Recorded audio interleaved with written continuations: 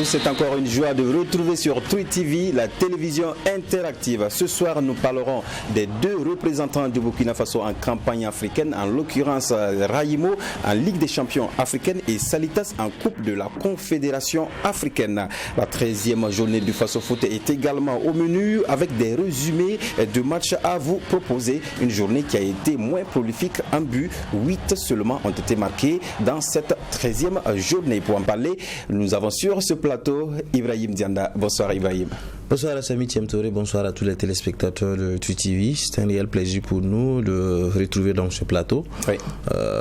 Analyser avec vous, décortiquer un peu l'ensemble des matchs, l'ensemble de l'actualité donc, qui a marqué ce week-end et toute la semaine ici au Burkina Faso et ailleurs. Oui, évidemment vous êtes le seul journaliste présent pour le moment sur ce plateau. Ça arrive rarement. Oui, parce que souvent je suis taxé d'être un éternel retardataire. Ouais. Aujourd'hui, non seulement je suis à l'heure, mais les autres ne sont pas là. J'espère bien sûr qu'ils seront donc là. Ouais, Ibé qui va nous prendre en cours d'émission, Isaka qui est empêché et Salambéré qui est en mission au Boissy au Ghana. Ouais, donc notre ami de la cravate Salambéré qui est toujours donc du côté donc du Ghana. Oui. Nous espérons bien sûr qu'il puisse rentrer très bientôt et donc retrouver la sienne. Et bon voilà, c'est l'ambiance du plateau et ça continue. Bien sûr, merci en tout cas d'être venu. On se retrouve juste après cette petite virgule.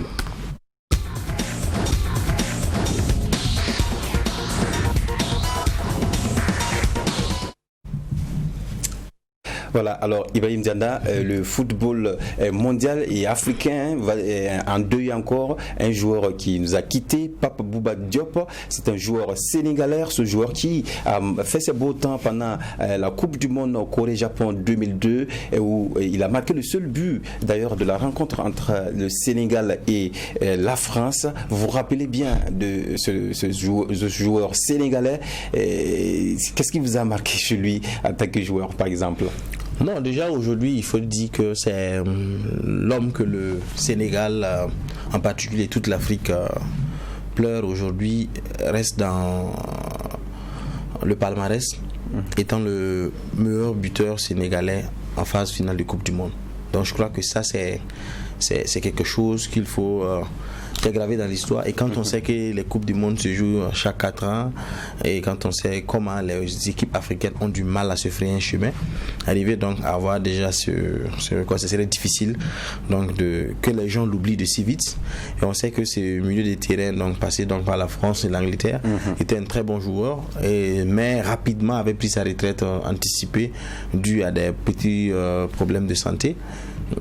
Mais bon, on l'avait un peu oublié, je peux dire ainsi, parce que du fait qu'il n'a pas fait une longue carrière à l'image de ses coéquipiers comme El Hadji Diouf et autres, ça fait que ça un peu on avait un peu oublié, mais quand même on se rappelle, pour ceux qui ont en tout cas eu le temps de suivre un peu les années de 2000 jusqu'en 2005-6 jusqu'à ce qu'après, voilà, après juste le mondial 2002 il a allé donc il est reparti donc du côté de l'Angleterre, il a monnaie un peu ses talents.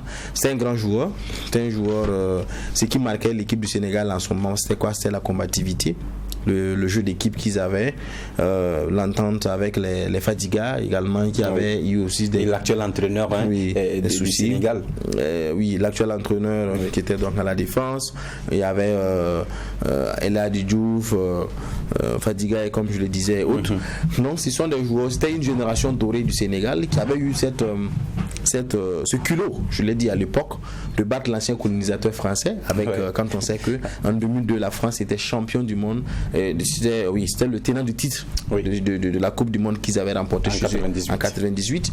Donc arriver à battre, c'était lui qui marquait ce but là, arriver à battre donc non seulement le champion du monde sortant et l'ancien colonisateur donc sénégalais donc, à l'époque. On va d'ailleurs le qu'il marque. Voilà, donc on pense que ça a vraiment fait couler beaucoup d'encre et de salive, et ce dossier 19 a fait long feu quand on sait qu'à l'époque il y avait ce qu'on appelait un peu les chewing-gum Otakola et autres. Il y avait ce dossier 19 là et autres, les gens on était un peu petits mais on se rappelait un peu de toute cette joie que ça donnait. Mais il part un peu prématuré à 42 ans. je crois que on retient surtout de lui tout ce qu'il a pu donner comme joie au Sénégal, à l'Afrique tout entière et surtout tout le monde.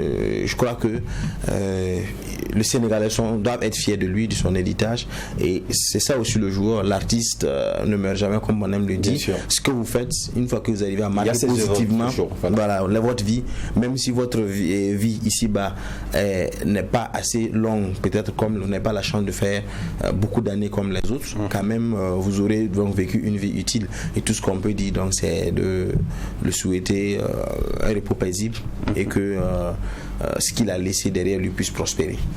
Voilà qui est bien dit. Bonsoir Ibé qui nous a rejoint sur ce plateau. Bonsoir Samy, bonsoir à tous les téléspectateurs de Tri TV.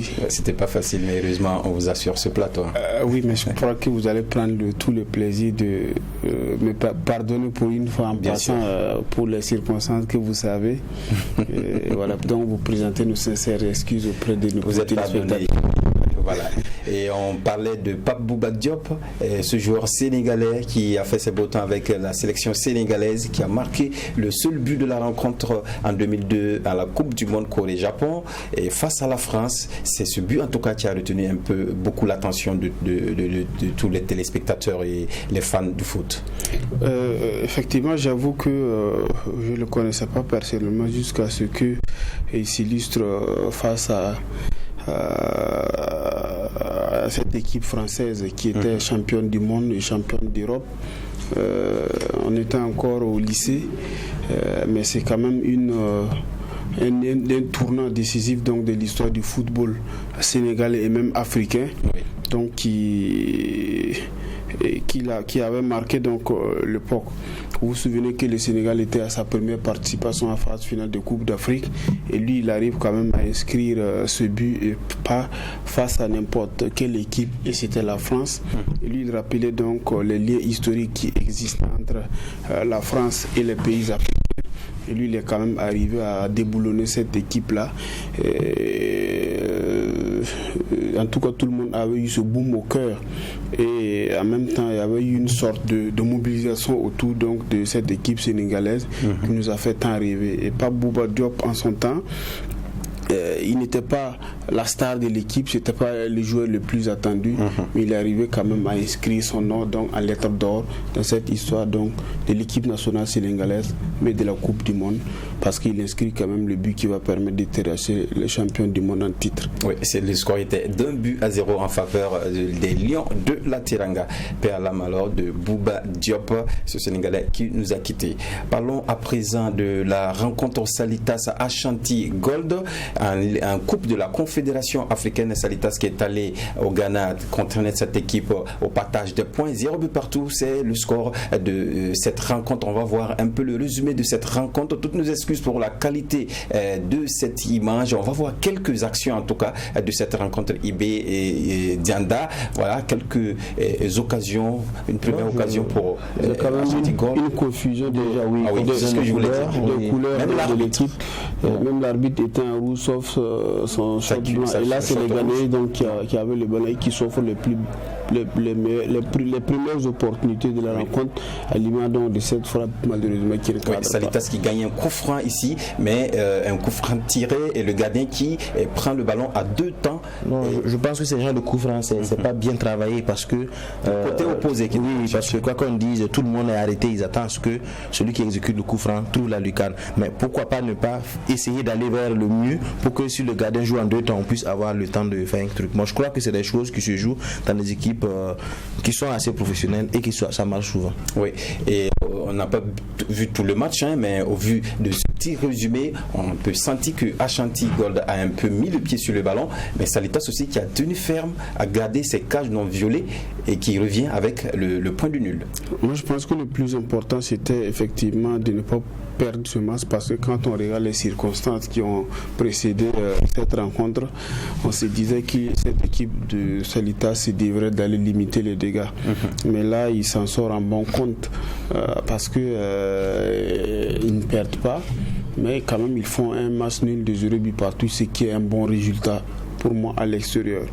Les circonstances c'était quoi? C'était que les péripéties liées au voyage, d'abord les histoires de tests Covid qui ont retardé, après les problème de place avec l'avion et à l'arrivée, parce que quand j'ai vu les 11 de départ, j'ai vu que Olivier Boissy, lui, il était qui est quand même cette tractation dans ce début du championnat de Salitas. J'ai vu qu'il était sur les bancs et je me suis demandé mais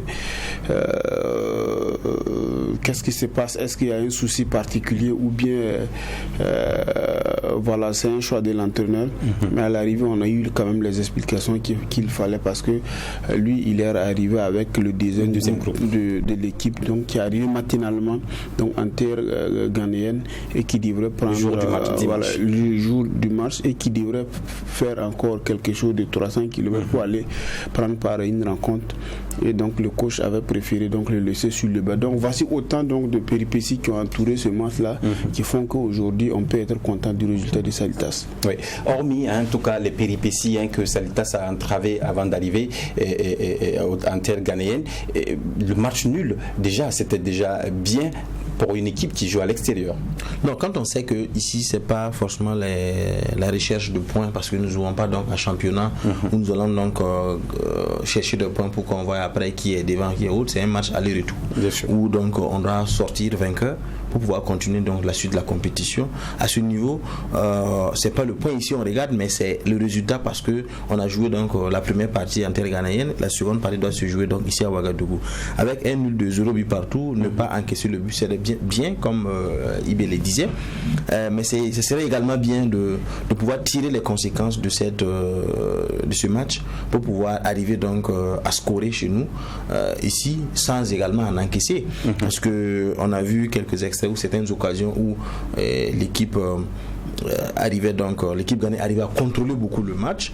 Salitas a joué ici avec ce sentiment surtout héroïque, parce que malgré toute cette péripétie, même toute cette intempérie, c'est de tout faire pour ne pas perdre, pour ne pas donc jeter le visage à l'eau, de montrer quand même que on peut réussir un match malgré les difficultés qu'on a. Ils l'ont fait, félicitations à eux, mais c'est surtout de tirer les leçons, d'oublier ces péripéties là, voir dans le fond du match qu'est-ce qu'il faut pour donc asseoir une bonne défense, un bon milieu, qu'est-ce qu'il faut peut-être prendre cette équipe là en termes de rapidité, parce que j'ai vu un peu comme à Icoulis, ils essaient donc de changer un peu les trajectoires du ballon pour essayer de prendre les Salitas par surprise. C'est de travailler en cela pour pouvoir arriver donc à dépasser cette barrière là, parce que je crois que Salitas l'a déjà fait.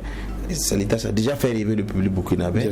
Et quand on parle de Salitas en campagne africaine, c'est vrai que Ashanti-Gold c'est pas n'importe quelle équipe, mais les Burkinabés voient quand même un second exploit. Bon, ça ne sera plus un exploit, mais un second rééditer également ce qui a été fait. Ça serait donc une habitude maintenant pour donc le Burkinabé. Donc je crois qu'il faut qu'on confirme et on a le temps peut-être de revenir rapidement, oublier ces péripéties, parce que les péripéties ça fait partie du foot, ça peut arriver. Aujourd'hui c'est le Ghana à côté. Si c'était peut-être un pays un peu loin où il fallait aller vaille que vaille par avion, c'est pas sûr que ces joueurs qui sont venus maintenant allaient pouvoir prendre part à ce match. Finalement on a vu que beaucoup étaient obligés de prendre le raccourci par la route et autres. Donc je crois que on va pas rentrer dans les détails parce que chacun a pu faire ce qu'il pouvait pour que ça puisse aller, mais c'est surtout de regarder dans le fond du match. C'est bien compris. On va écouter Abbas Ouedraogo, c'est l'entraîneur de Salitas. Bon, si on peut dire, pas trop une victoire, voilà, parce qu'on avait de la place. On avait des places, on a eu des contre-attaques qu'on n'a pas pu exploiter, Mais vu les péripéties avant de venir ici, on peut dire que le match est bon à prendre. On va tout faire maintenant pour se qualifier à Ouaga. Parce qu'on a joué un système 4-3 et 4-2-3-1. C'est un système défensif, typiquement défensif. Maintenant, pour procéder par des comptes. Voilà, on a opté vraiment de défendre. Voilà, pour vraiment faire le travail, le reste du travail à Ouagadougou. Et Koulibaly, même ça fait un mois qu'il n'a pas joué, il revient de blessure. Vraiment, je tire son chapeau. Je tire mon chapeau pour lui parce que vraiment, c'est vraiment débrouillé. C'est un joueur expérimenté, vraiment tactiquement, il était là. Voilà, ils ont essayé de faire le resserrement. Voilà, ils ont fait le resserrement et puis ça a réussi.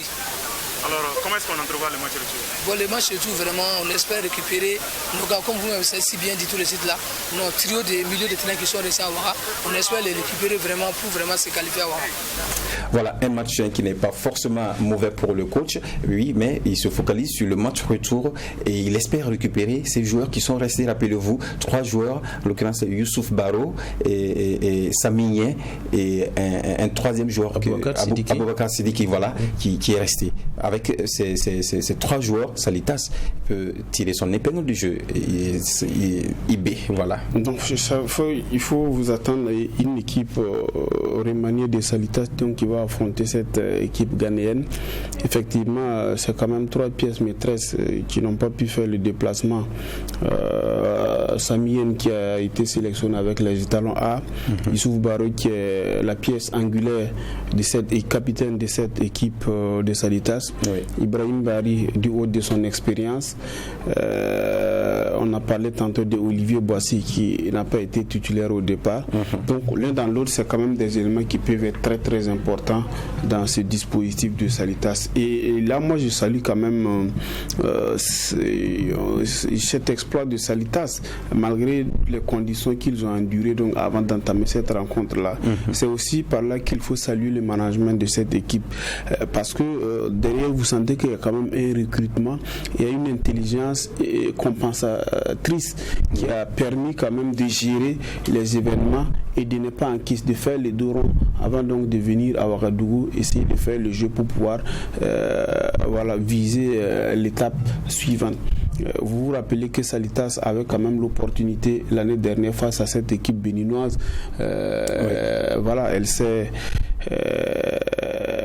n'a pas pris donc son vis-à-vis au sérieux et à l'arrivée c'était quand même des regrets.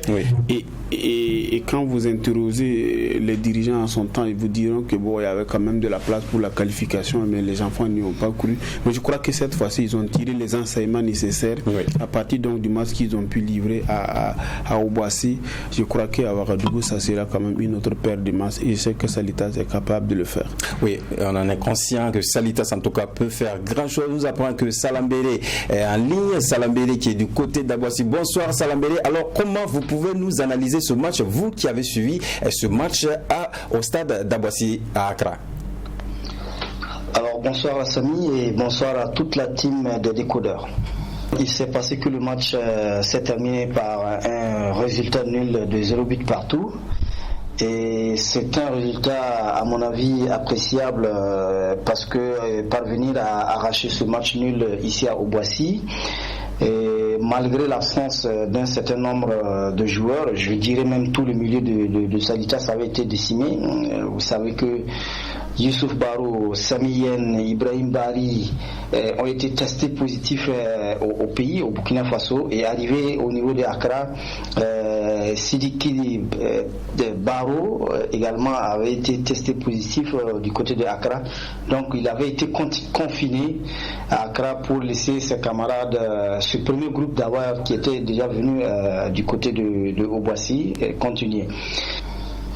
Alors Salambélé, dites-nous comment ce deuxième groupe des joueurs sont arrivés à Boissy. Quel était leur état d'esprit en ce moment?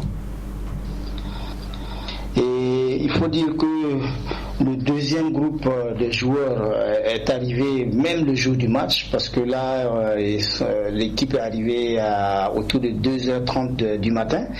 Le dimanche pour se lever, on n'a pas eu le temps de quand même dormir.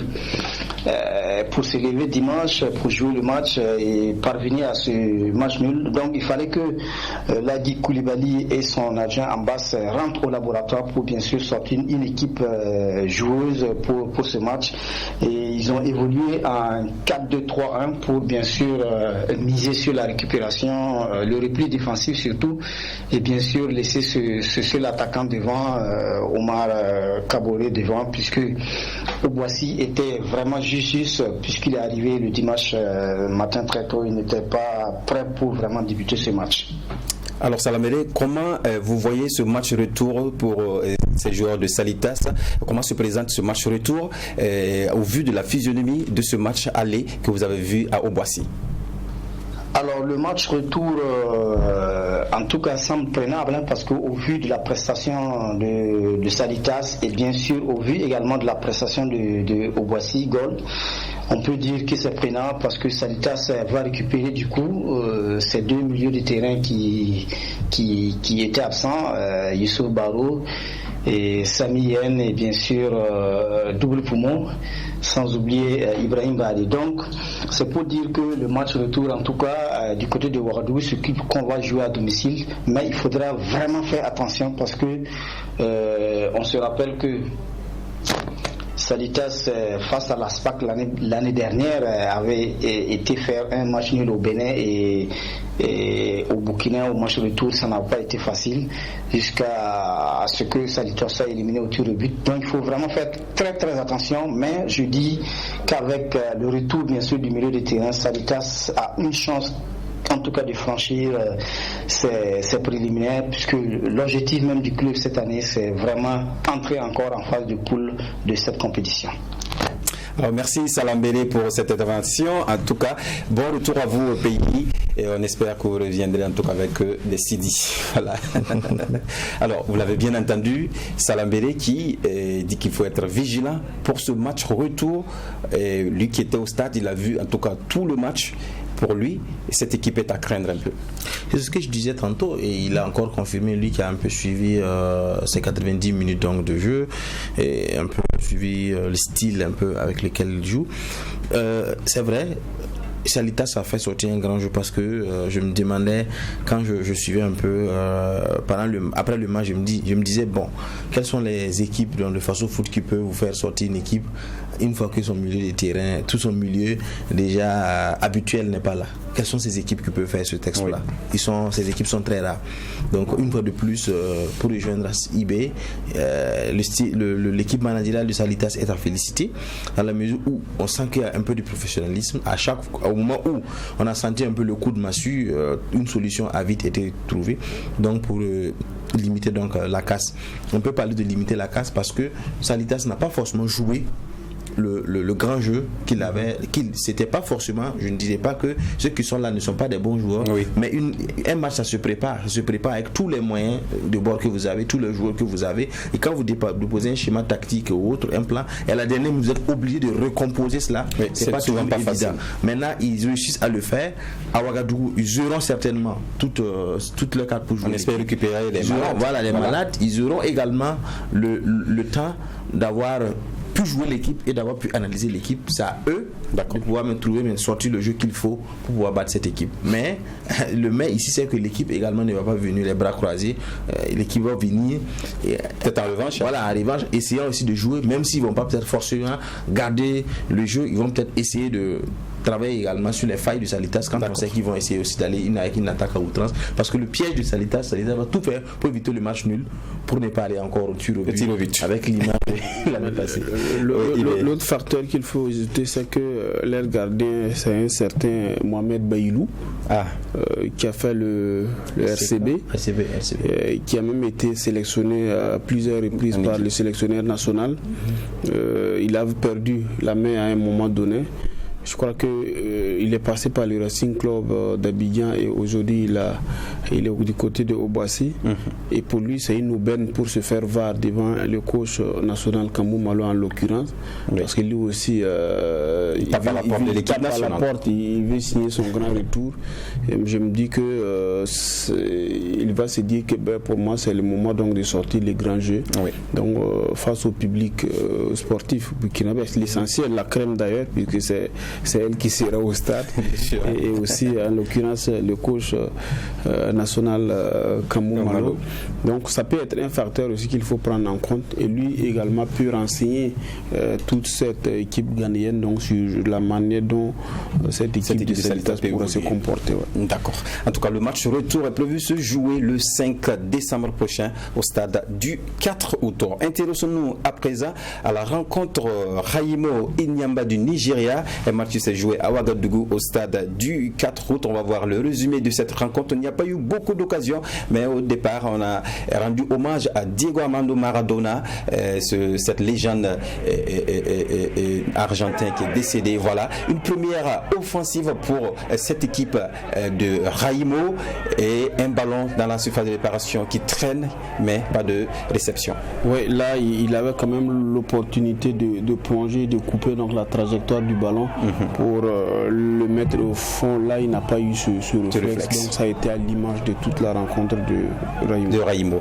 Et voilà, pendant que vous étiez en train d'analyser, Inyamba ouvre la marque pour en tout cas prendre l'avantage sur cette tête. Non, je crois ici qu'il y a eu vraiment une passivité quand vous sautez avec un attaquant. Il n'y a pas donc de façon de sauter en voulant pas faire mal. Je pense que quand vous sautez s'il y a pénalty, on va le siffler. Oui. Mais moi je trouve ici que le défenseur a un peu sauté avec cette manière de ne pas faire la faute. Oui. Voilà donc il est ici Dianda, il y a eu une faute de non sifflée. Ibé, si vous êtes un peu d'accord avec moi, la réalisation va nous permettre de revenir un peu sur cette action non sifflée de l'arbitre où ce corner normalement devrait être suivi de pénalty pour Raimo. C'est l'impression que nous avons tous eu à la tribune de presse. Mais après, il faut aussi se donner toute la latitude de regarder, de révisionner donc les ralentis donc pour pouvoir mieux apprécier. Sinon que les images que nous avons, c'est l'impression à partir de notre position que nous avons eue. Maintenant, peut-être que la réalisation va nous aider, mais à notre sens, il y avait quand même un petit quelque chose. On pouvait quand même siffler un penalty. Et avec une seule caméra aussi, c'est un peu difficile parce qu'à notre position aussi, la main était un peu crachée, donc difficile de faire un vrai zoom sur cette action. On va toujours subir un peu cela en attendant que nous ayons les moyens d'avoir une bonne technologie. Je crois que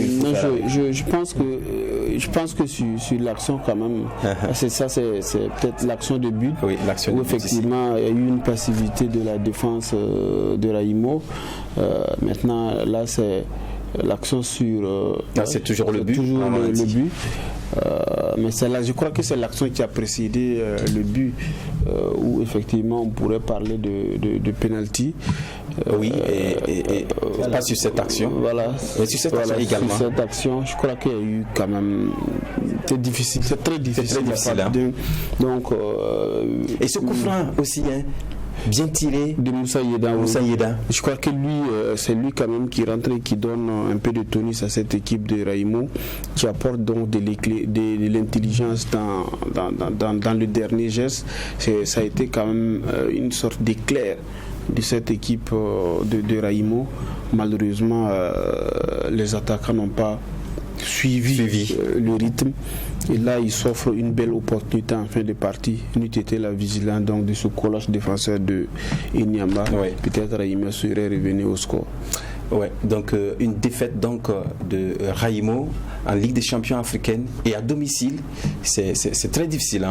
Très difficile quand on sait que ça rappelle un peu les Vieux du Monde l'année passée, je ne me trompe pas. C'était également un match cette même équipe. Mi-fimi raisin donc à l'aller ou non, Raimo avait gagné avec 1-0 et on allait prendre 5 à 0 donc du côté du Nigeria. Non, mais je crois que cette équipe si on regarde un peu sa façon de jouer, c'est le grand nom, c'est le grand Inyamba, mais dans le jeu, Raimo également avait sa place. Mais ici, je crois que Moussa Yedan, ce sont des joueurs comme Moussa Yedan qui doivent, avec toute l'expérience qu'ils ont, qui doivent conduire Raimo donc vers la victoire. Aujourd'hui, même s'il serait un match assez moyen, les autres ne répondent pas. On n'arrive pas à comprendre pourquoi est-ce, parce que il y a également un renouvellement. Pourtant, avec un peu le recrutement un peu en début de saison, le manager de Raimo parlait également de faire mieux quand même que les années précédentes en campagne africaine. C'est vrai, on tombe sur la même équipe, mais quand même ce n'est pas une foudre de guerre à l'image de ce qu'on a pu voir. Mais maintenant le match retour va être très difficile parce qu'on sait que ces équipes-là sont très difficiles à jouer à domicile. Du côté du Nigeria surtout, c'est pas forcément le même environnement qu'ici. C'est très difficile et les arbitres sont souvent pas très à l'aise pour souffler les matchs. Ils sont obligés souvent de fermer l'œil sur beaucoup de choses. Et même les conditions du voyage ne seront pas du tout faciles. On se rappelle l'année dernière comment c'est passé. passé. Cette année, il y a le Covid qui s'ajoute. Figurez-vous que ça serait très difficile. Oui, avant d'en arriver à là, Ibé, c'est vrai que Inyamba n'a pas beaucoup marqué, mais elle a complètement dominé la partie, surtout en première période. Hein. Oui, c'est là où je ne suis pas totalement d'accord avec Dianda, parce que Inyama a quand même maîtrisé son sujet. Ah oui, Raïmo était avalé complètement. Je ne sais pas s'il faut utiliser le mot avalé. Je le trouve assez sévère, mais je dirais quand même que Inyama a fait mieux que d'exister dans le match. C'est quand même une équipe qui savait où est-ce qu'elle voulait partir et qui s'est quand même donné la latitude donc, de temporiser quand elle veut et de donner du rythme. Et lorsqu'elle décide d'accélérer, ça fait très mal à Raïmo. En face, j'ai pas vu du répondant, j'ai pas vu une équipe volontaire et engagée de Raïmo. Est-ce qu'ils n'ont pas joué le frein en main? Absolument, ils ont joué le frein en main. J'ai senti qu'il manque quand même du rythme du côté de Raïmo. Il n'y a pas eu de l'intensité, si bien qu'on peut même interroger sur la volonté de cette équipe-là. Sinon que Inyamba, moi je le trouve même assez meilleur. Je ne sais pas si c'est Raïmo qui est un peu faible cette année, mais Inyamba, je le trouve quand même un peu meilleur par rapport à l'année dernière. Je crois que ce qu'il a dit, c'est pas faux. Raïmo est assez faible cette année par rapport à l'année dernière. Ça, même dans le championnat, ça se sent. On voit un peu comment est-ce que les résultats se font et tout. Et je n'ai pas du tout compris. J'allais dire Raïmo à 100% académicien même s'il perdait, il développait mieux. Il sortait mieux avec une face plus visible que ce Raïmo avec ces expérimentés là, parce que même si on est expérimenté, on arrive, on fait un bon match et vous n'arrivez pas. Donc l'expérience ici, c'est pas de venir montrer qu'on sait jouer, c'est de savoir également conduire les autres vers donc mais il n'y a pas aussi assez d'expérimentés à Raïmo. Non, en dehors, si vous enlevez Moussa Yeda et qui n'a même pas été titulaire, je crois que la moyenne d'âge entre les deux équipes là, ça contraste. Le contraste est quand même évident. Si vous enlevez Moussa Yeda, peut-être Adama Barrow, lui aussi, je ne connais pas son âge, mais je me dis que s'il est âgé, peut-être 24-25 comme ça. Sinon, pour le reste, c'est quand même une jeune équipe de Raïmo. Mais ça manquait quand même de fraîcheur physique, du rythme et surtout de la volonté. On a peut-être eu l'impression qu'on a eu besoin du public pour pousser les garçons, mais ça peut aussi s'expliquer parce qu'avant donc cette rencontre, dites-vous que Raïmo n'a pas joué la journée précédente à cause donc de ce cafouillage au niveau de la Ligue où Raïmo Salitas qui n'a pas pu se jouer suite à des matchs ou déprogrammés et tout. Donc mine de rien, Raïmo s'est retrouvé une journée étant tenu compte qu'il n'avait pas joué la première journée suite au boycott. Donc tout ça, on était à 13 journées de championnat, mais Raïmo, lui, il était quand même à 10 matchs joués. Donc du coup, alors que dites-vous aussi que Inyamba n'a même pas une seule journée de compétition dans ses jambes. Et lorsque vous regardez quand même les jeux proposés par les deux équipes, je crois que Raïmo a gros à revoir. Il y a beaucoup de choses qu'il faut corriger dans cette équipe, mettre beaucoup d'intensité. On prend du plaisir à faire circuler la balle dans la zone moins dangereuse. On se préoccupe de la conservation. À un moment donné, je me suis demandé c'est quel type de résultat Raïmo en tout cas voulait chercher dans ce match, parce que je n'ai vraiment pas vu une équipe. Et quand vous prenez un garçon comme Alassane Kabouri qui a cédé sa place à Alassane Saourou qui a cédé sa place à un moment donné, c'est complètement transparent. Le seul qui a porté quand même le danger, c'était Belem. Mais Belem lui aussi, il a cédé sa place. On n'a pas compris quelle a été. Mais ça aussi le manque de réaction de cause que je n'ai pas compris. Parce que dans un match où vous n'avez quand même pas la maîtrise totale, si vous faites du changement poste pour poste, je ne sais pas qu'est-ce que vous voulez apporter donc dans cette équipe. Malheureusement, c'est une équipe de Raïmo qui, à mon sens, doit revoir beaucoup de choses si en tout cas elle veut encore exister et demeurer dans cette compétition. D'accord, on va écouter la réaction en tout cas de quelques joueurs après cette rencontre.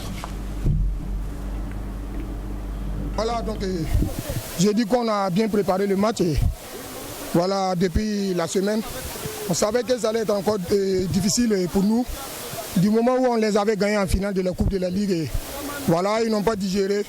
Mais nous aussi, on a essayé de pousser au niveau mental. Voilà, donc je le disais en conférence de presse, et le match va se payer dans le mental. Voilà, on était venu dans un premier temps de faire un bloc médian et puis presser pour aller rapidement. Mais les jeunes n'ont pas su réellement rester solides parce que l'enjeu du match était très, très haut. Mon défenseur central n'a pas su réellement dégager le ballon. Il dégage dans la zone de construction où les gars arrivent à faire un coup franc. Et il faut aussi dire merci à celui qui a tiré le coup franc. Voilà, toutes nos excuses, hein. C'était en tout cas ici l'interview de Amadou Sampo. On va y revenir, mais pour le moment, on écoute la réaction de quelques joueurs de Salitas. Non, c'est pas un bon résultat pour nous, puisqu'on a voulu gagner ici au premier match, puisque c'est important de gagner chez lui. Donc en première mi-temps, on n'a pas pu créer beaucoup de problèmes à l'adversaire. Bon, en deuxième mi-temps, on a essayé de pousser pour pouvoir marquer et puis se mettre à l'abri dès ici. Ben, on a eu aussi des pénaltys de l'arbitre n'a pas sifflé pour nous, mais on ne peut pas s'attarder sur ça. On va aller travailler et puis pour aller mieux aborder le match retour au Nigeria. Le match retour serait très très difficile. On est conscient de ça. C'est à nous de travailler aussi. C'est à nous de travailler. On sait que ça ne sera pas facile. Mais c'est un match. De la manière dont ils ont gagné ici, nous aussi on peut aller gagner là-bas. Donc nous on est toujours concentré sur le match retour. Bon, on va aller se reposer et puis essayer de corriger ce qui n'a pas marché ce soir pour mieux jouer au Nigeria. Bon, l'entame du match n'a pas été comme on le voulait parce qu'on jouait trop bas. L'équipe était trop sur nous. Donc c'est en deuxième mi-temps, on a essayé de réagir, mais on a pris un but sur coup de pied arrêté, ça c'est le truc qui arrive. Mais je pense qu'on a toujours une chance, comme il y a le match retour, c'est seulement 1-0. C'est à nous de bien nous préparer pour le match retour, aller chercher à faire quelque chose là-bas. Ah oui, c'est une équipe qui nous a fatigués, c'est ce que je disais, en premier mi-temps on a hésité à jouer parce qu'on jouait trop bas. Bon, je peux dire, c'est une équipe qui ont l'expérience, c'est vrai, vu qu'ils n'ont pas le championnat, mais avec ce qu'ils ont produit aujourd'hui, je pense que c'est une équipe qui a l'expérience de ce genre de compétition. Mais c'est à nous de bien travailler encore, je pense que rien n'est perdu. On peut aller chercher quelque chose d'abord. Voilà, on est unanime que ces joueurs sont conscients que le match retour sera fatidique. Hein? Non, parce que déjà chez vous, si vous perdez, et de quelle manière, d'une manière où vous êtes dominé, chez vous, les joueurs même le disent, en premier mi-temps, on n'a pas pu exister, on n'a pas pu lever la tête, on a joué très bas, ce sont les mots même qu'eux-mêmes ils ont dit. Oui. Donc ça dit que c'est très difficile, donc ce second match. Mais c'est pas pour autant, quand on est compétiteur, de se dire, ben, comme ils sont venus de gagner ici, c'est fini, non, ils vont se remettre au travail, essayer de travailler donc sur les failles et aller essayer donc avec un peu de chance aussi, essayer donc de jouer ce match-là du côté du Nigeria. Oui. Bien sûr, on sait que ce sont les légers avantages donc des Nigériens, donc vont leur permettre de jouer peut-être plus à l'aise et ils vont actionner quand ils veulent, ralentir quand ils le veulent aussi et ils n'ont pas la pression. Pourtant Raimo qui a la pression, c'est obligé d'aller donc développer un autre jeu que ce qu'ils ont fait ici. Ça peut également ce serait comme l'année dernière parce que là ça peut le pousser à sortir et laisser des failles et si ça à perdre ça serait peut-être sur un score fleuve. Mais il vaut mieux aller maintenant c'est ça. Voilà, parce qu'on connaît aussi la philosophie des académiciens de Bama, ils aiment jouer, ils aiment aller, même s'ils sont menés, ils essaient toujours de sortir, de développer un jeu. Maintenant si ça a gagné également, c'est peut-être développer un jeu assez concentré, être assez concentré derrière et tout et profiter également de certaines coups de faillite, de certaines individualités. D'accord. Il faut jeter son va-tout en ce moment au match retour. Oui, c'est exact. Mais moi, je pense que ce qui n'a pas surtout marché dans ce match-là, c'est peut-être le discours qu'on a tenu face aux enfants, surtout c'est-à-dire le coaching de façon côté encadrement technique. Parce que j'ai vu quand même des enfants crispés. C'est pas leur meilleur match de la saison. Même en championnat, on voit Raimo jouer mieux que ça. Sûr. Voilà, on les a vus par moments sortir des matchs de haut gamme, de haut vol. Mais là, vous êtes resté sur votre fin. Voilà, moi je suis resté sur ma fin. C'est quand même une équipe de Raimo quand même capable d'élever son niveau de jeu en fonction de l'adversaire. Par moments, ils font de très belles choses. Mais là, malheureusement, ils oublient au soir du 28 novembre qu'ils sont en campagne africaine malheureusement. Oui, et Raimo voilà qui jouera en tout cas le match retour dimanche prochain du côté du Nigeria. À présent, on va parler de face au foot avec la 13e journée qui s'est jouée au cours de ce week-end. On a pu suivre une rencontre entre l'étoile filante de Ouagadougou et l'AS Douane. On va voir le résumé de cette rencontre au stade municipal Joseph Colombo. Une rencontre qui est allée un peu timidement, mais des occasions ont été créées à l'image de ce coup franc tiré magistralement dans la lucarne. Oui, je crois que c'est un regain de forme pour Stéphane Santos Ndembouzi. Oui. Puis c'est comme ça qu'il s'appelle, qui marque quand même son deuxième but en 3 matchs. Ça doit lui faire beaucoup de bien parce que c'est quand même l'une des recrues phares de l'AS Douane quand on attend cette saison. Malheureusement, il ne s'était pas signalé après 9 journées, mais là il reprend la forme. Assami Sansanda, une réaction et qui ne donne rien du côté de l'AS Douane. Non, je crois que ça c'était un peu contré, c'était légèrement contré. Oui. Et à partir de ce moment, donc le gardien a pu et voilà du ballon. Mais là, c'est le but organisateur de l'étoile filante de Ouagadougou. Et regardez la suite, l'entraîneur de l'EFO, Amadou Sampo, Ibrahim Dianda, comme vous l'aimez. Ouais, parce que moi j'aime ce show. Amadou Sampo voulait aller donc enlever son habit pour aller donc montrer aux supporters à la Messi. Et donc ce coach là qui revient sur le terrain. C'est pas fini, c'est la star de l'équipe. Ah, voilà, ce n'est pas fini. À la Ronaldo. Restez, vous allez voir ce que Sampo va produire. Ah oui. Amadou Sampo, oh là là. Mais malheureusement, il sort avec un carton rouge, puisque ce qu'il a fait est hors règle. Donc voilà, l'arbitre ne pouvait pas l'admettre. Mais il sera ovationné, il sera pris en grand entour dans le public. Voilà. Mais je crois que c'est ce qu'il manquait au foot, parce qu'il faut des gens capables en conférence d'avant-match de lancer des pics. Il faut des gens qui peuvent animer. Il faut des gens dans du match. J'avoue qu'il y a des gens qui sont capables de venir au stade de suivre juste le show Sampo, sinon même pas intéressé par le foot. Je crois que c'est vrai. Quand on va rentrer dans les détails en tant que sportif, il faut arriver donc à gérer ses émotions. Mais par moment également, c'est un monsieur qui il n'a que le foot, il aime la chose, c'est sa façon de faire. Voilà. Et je crois qu'il avait déjà face à cette équipe de l'AS Douane, il ne partait pas forcément favori. Et même dans le coup de aujourd'hui, ils étaient cueillis à froid sur ce coup franc. Dans le jeu, l'AS Douane se créait beaucoup d'occasions. Ils arrivent donc à égaliser également les ultimes moments. À la dernière minute, oui. C'était dans le traditionnel. Voilà. Donc à partir de ce moment, c'était vraiment incroyable pour lui. Et il était aux gens. Il n'a pas pu retenir donc sa joie. Le stade était en ébullition. C'est intéressant. Oui, ce qu'on a vu, c'est simplement de Amadou Sampo.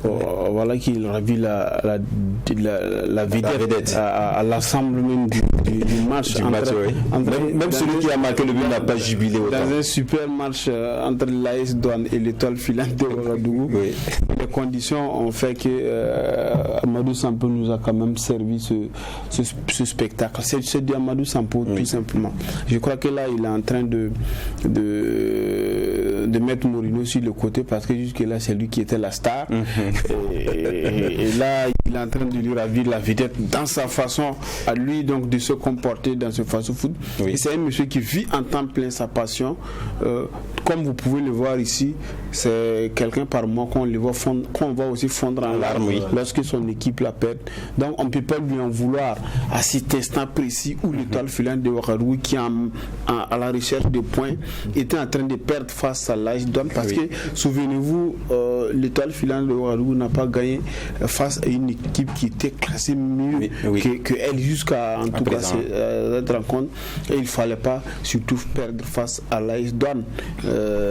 Il faut quand même relever la tête, et lui il a su bien le faire, et les moments dans lesquels le but a été inscrit par Draman Kembou, je pense que très peu de personnes quand même peuvent gérer leurs émotions à partir de cet instant là, et moi je ne lui en veux pas. C'est vrai que derrière il y a ce carton rouge rouge qui va le priver du prochain match. Mais sur le banc, il a son argent quand même qui a su par moment tenir la baraque à son absence, puisque lui il est sélectionneur national du côté des états généraux auprès de Oscar Ba. Oui, il faut souligner que là, après le match, puisque le match s'est terminé, Sampo est allé s'excuser auprès de Yaya Koné et aussi des arbitres pour son comportement. Et il a si bien dit, c'était la passion qui avait pris le dessus et c'était pas volontaire. Voilà. Non, mais vous savez que et ça, moi je sais pas, il y a quelque chose que moi je lis en filigrane aussi dans ce résultat arraché à la dernière minute par Sampo, parce que souvenez-vous, le premier match du RCK face à l'IFO, je me souviens qu'il y avait non, c'était Mourinho, là je me trompe complètement, parce que c'était Mourinho, c'était lancé des pics en conférence de presse. C'est même pas cette année. Et à l'arrivée, on a été servi d'un bon match et d'un bon spectacle, mais c'est de la même ça peut attirer le public. Voilà, c'est de la même, et moi je suis vraiment preneur et je suis bluffé. On est tous preneurs. Un match nul à l'image d'une victoire. Une très grande victoire pour l'IFO, parce que comme il le disait, l'essentiel c'est de ne pas perdre face à l'AS Douanes, parce que ça allait vraiment s'enliser, il y avait une crise qui allait s'enliser, mais là il s'en sort avec le point de nul qui donne de l'espoir et de façon héroïque également, même s'il ne sera pas là sur le banc le prochain match, on ne verra pas un show à la Sampo. Oui, mais on a été déjà servi. Voilà, mais je crois que déjà son message peut passer et ça galvanise aussi des joueurs de savoir que ça peut chaque match, chaque but qu'on met et chaque victoire qu'on gagne, on a un entraîneur qui va rendre fou le public sportif. Et je pense aussi que ça fait plaisir. Bien sûr, Ibrahim Diane. On va écouter Amadou Sampo, d'ailleurs, l'entraîneur de l'IFO. Voilà, donc j'ai dit qu'on a bien préparé le match. Et voilà, depuis la semaine, on savait que ça allait être encore difficile pour nous. Du moment où on les avait gagnés en finale de la Coupe de la Ligue, et voilà, ils n'ont pas digéré. Mais nous aussi, on a essayé de pousser au niveau mental. Voilà, donc je le disais en conférence de presse. Et le match va se payer dans le mental. Voilà, on était venu dans un premier temps de faire un bloc médian et puis presser pour aller rapidement. Mais les jeunes n'ont pas su réellement et rester solide, parce que l'enjeu du match était très, très haut. Mon défenseur central n'a pas su réellement dégager le ballon. Il dégage dans la zone de construction où les gars arrivent à faire un coup franc. Et il faut aussi dire merci à celui qui a tiré le coup franc. Ça, c'était pas la faute de notre gardien, mais il a bien tiré le ballon. Je vois que le même coup franc est arrivé dans les arrêts de jeu où voilà, nous aussi on a répondu. Donc je pense que dans l'ensemble du jeu, on a bien déroulé. Et c'est bien vrai, le match nul est très important pour nous. Mais vu le jeu, on aurait réellement mérité de repartir avec la victoire. Voilà, mais je pense que c'est un championnat. Et du moment où l'adversaire avait des ambitions très hautes de jouer le haut du tableau, on va se remettre à ça et puis travailler pour la suite. Voilà, match nul donc d'un but partout entre l'Étoile filante de Ouagadougou et l'AS Douanes. Parlons à présent de la rencontre COSAF AS Sonabel, un match également qui s'est joué au stade municipal Issoufou Joseph Konombo. Le résumé de cette rencontre, un match aussi qui s'est terminé par un score de parité, un but partout. Regardez la première action pour COSAF, une frappe tendue qui termine dans les filets IB. Oui, je crois que il était le seul à croire à ce qu'il voulait faire. Il frappe de l'extérieur du pied, donc qui va aller mourir dans le décor. Et là, c'est un bel hommage à Alan, le jeune norvégien de Dortmund. Peut-être que c'est aussi bien de s'identifier à des personnes quand même qui ont de la réussite. Et là, lui, il le fait si bien après avoir marqué un super but de façon inattendue. Des actions s'en sont suivies, et à l'image aussi de cette occasion où, en tout cas, la Sonabel arrive à revenir à la marque. Voilà. Je crois que c'était un corner décomposé, et Hippolyte Sani a eu l'inspiration nécessaire, lui aussi d'inscrire, je crois, son deuxième but en compétition. Oui, et Mohamed Lamine Ouattara qui cherche en vain son 12e but. Il a joué après le retour avec les étalons 2 rencontres, il n'a pas encore marqué, et là il était en rage, il cherchait à la fin du match, il disait en tout cas qu'il était vraiment à la recherche de son but pour déclencher encore son compteur. Non, mais je crois que c'est bien pour lui, c'est bien d'abord d'apprendre comme ça, parce que quand on est en réussite, c'est le face au foot. Oui, c'est ça la vie d'un footballeur professionnel. Oui. C'est ça la vie d'un attaquant. Les grands attaquants, on en a vu. Nos confrères, souvent même, qui ont le culot de donner le nombre de secondes, le nombre de minutes qu'il a fait, sans marquer, pour un attaquant et autres. Mais c'est ça, il faut savoir gérer cette période, parce que ce sont des périodes souvent où, si vous ne faites pas attention, vous pouvez faire tomber votre équipe parce que vous avez envie de marquer. C'est vrai, vous avez envie de marquer, mais quand vous n'avez pas cette occasion de le faire, ayez toujours le choix judicieux de lâcher le ballon peut-être à un adversaire, parce que quand vous êtes un prodige, tout le monde parle de vous. Les défenseurs également sont prévenus, donc il faut souvent travailler à faire marquer les autres, mais il ne faut pas également faire une obsession, un truc, parce que souvent les matchs ne sont pas les mêmes. Il y a des matchs également, si vous ne sont pas les marquer, l'équipe va perdre, et je crois qu'il doit forcément apprendre à cela, mais moi j'ai confiance quand même qu'il va revenir très fort, parce qu'il est très combatif, et il aura donc son 12e but, et peut-être qu'il finira donc meilleur buteur, parce que c'est son objectif quand même. Oui, bien sûr. Oui, pour le moment il est toujours le meilleur, meilleur joueur donc meilleur buteur du championnat. Voilà. On va écouter Mahamadi Bagué, l'entraîneur de l'AS Sonabel. Écoute, les scénarios des matchs, parce qu'on a pris un but très tôt. Voilà, un but très tôt. Je crois que c'était la 5e minute. Donc quand on prend un but tout de suite comme ça, vous savez, c'est très difficile. Il y a eu une bonne réaction derrière. On a cherché à égaliser avant de rentrer dans les vestiaires. Mais il faut reconnaître que cette équipe de COSAF, elle est très bien organisée. On a eu des situations, mais ce n'était pas très franc. On est rentré à la mi-temps 0-0. Donc de là, vous savez que c'est très compliqué. Il faut chercher d'abord à égaliser ce qui a été fait. On a poussé jusqu'à la dernière minute, revenu même en 4-4-2, mais c'était une équipe de COSAF qui décidément était très bien regroupée derrière. On a eu des situations, des occasions jusqu'à la dernière seconde. C'est comme ça le football. Après, il faut juger par le contenu. Ils ont joué, ils ont pressé, ils ont mis l'intensité qu'il faut. Après, c'est pas toujours qu'on peut avoir la baraka, mais ce soir, ils ont poussé. Et, je pense qu'on a réussi à égaliser. Et nous n'avons pas perdu, c'est déjà bon à prendre, même si on voulait la victoire, mais on avait en face une équipe qui était très bien, qui a eu des situations en contre qui pouvaient marquer aussi. Donc on dit Dieu merci, les 1 point on le prend et puis on continue à travailler.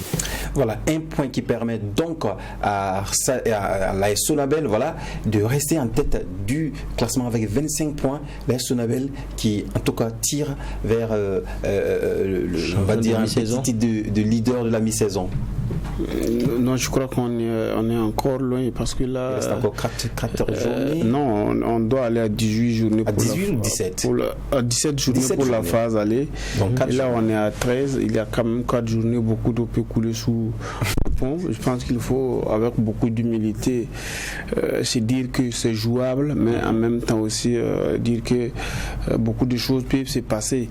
Et là, ils sont sur le bon chemin. Vous avez parlé tantôt de leur buteur qui est en panne sèche depuis son retour de la sélection nationale. Moi, je pense que c'est de bon augure pour cette équipe de l'AS Sonabel. En tout cas, pour une fois, elle est en train donc de faire des merveilles. Et j'espère donc qu'elle va tenir la baraque, puisque derrière, il y a Ulisfa qui talonne. Sans oublier peut-être le retour prochain de Salitas et de Raimo qui ne voudront pas se faire compter événements de haut du tableau. Voilà, on va voir l'ensemble des résultats de cette 13e journée, comme cette rencontre. Voilà, et le RCK et l'ASFB ont fait match nul de 0 but partout. L'USFA a fait match nul d'1 but partout face à l'ASFA Ilinga. 0 but partout entre l'USO et l'AS Police. Léopard de Saint-Camille qui est allé à Koudgou battre la SEC 1 but à 0. Majestic à domicile qui bat le RCB 1 but à 0. L'AS Douane, match nul face à l'EFO 1 but partout. Même score entre COSAF et l'AS Sonabel. Et les rencontres Vitesse, Salitas reportées et Raimo Royal reportées également à une date ultérieure. Et le classement après cette 13e journée sur la première partie, je le disais tantôt, l'AS Sonabel qui est en tête avec 25 points, suivi de près par l'USFA, 25 points également, 20 points pour Salitas. L'AS Douane à 19 points, 18 points pour le RCB, USO, Majestic et l'ASFA Ininga au milieu du tableau. Le RCK également qui a 13 et 18 points, et lire 18 au lieu de 138. Voilà. Et sur l'autre partie du tableau, vous avez l'AS Police qui est classé 10e avec 17 points, 16 points pour Raimo Raimo ainsi que l'Étoile filante de Ouagadougou. 15 points pour COSAF, l'ASEC de Koudougou à 13, 11 pour Léopard de Saint-Camille, 10 points pour Royal et l'ASFB, et en dernier au classement c'est Vitesse FC avec 9 points. Et voilà ce qui voilà, c'est tout pour voilà, c'est le classement de. C'est-à-dire ici vous montez jusqu'à l'AS Police 13e qui a 17 points, jusqu'au dernier, c'est dire que la différence ça ne vaut même pas 10 points. Donc vous amusez en 2 matchs, vous quittez donc la 13e ou la 12e place et vous revenez vers dans la zone rouge. Ça montre également encore que c'est vrai, il y a des matchs en retard, il faut les souligner, mais ça montre également que le championnat est toujours condensé et ça, les journées se succèdent, mais l'intensité également s'accentue et il faudra travailler dur, batailler dur pour si on veut vraiment jouer le premier rôle. Si on ne veut pas se compter, comme mon ami Ibé l'a dit, si on ne veut pas se compter l'histoire, ce qui s'est dit donc du haut du tableau, si on ne veut pas en deuxième division. Bien sûr, ça veut dire que les équipes de bas du tableau peuvent se retrouver à tout moment au milieu comme au haut du tableau. Non, sauf que c'est pas si facile que ça, parce que les adversaires, vous les connaissez tous. C'est les raisons qui ont prévalu à ce que vous n'arrivez pas à décoller peuvent vous rattraper à un moment donné face à vos adversaires. Donc du coup, il n'est pas permis à tout le monde donc de faire cette course vers le haut du tableau. Parce qu'il y a quand même des équipes qui ne jouent pas pour le titre, mais juste pour le maintien. Oui, Salitas qui a 2 matchs en retard, Raimo également, Royal aussi qui a un match en retard, ainsi que Vitesse, je crois. Voilà, pense à Raimo. Voilà donc pour l'émission de ce soir. Ibé Dianda, merci d'être sur ce plateau. Merci à Ibé Cabré, vous étiez les 2 Ibé sur ce plateau, je me permets de le dire. Voilà. Lui c'est Ibrahim. Lui c'est Ibrahim. Okay. Voilà. Merci à vous aussi qui nous avez suivis. Merci à Yasmine pour la réalisation. On se retrouve vendredi pour une autre émission. D'ici là, portez-vous bien. Au revoir.